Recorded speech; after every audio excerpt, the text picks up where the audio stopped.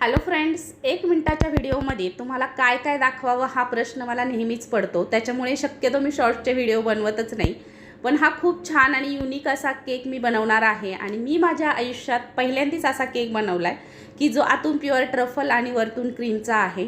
तर छान असं ट्रफल मी आदल्या दिवशीच रात्री बनवून ठेवलं होतं आणि त्याच्यानंतर दुसऱ्या दिवशी त्याला यूज करायला घेतलं.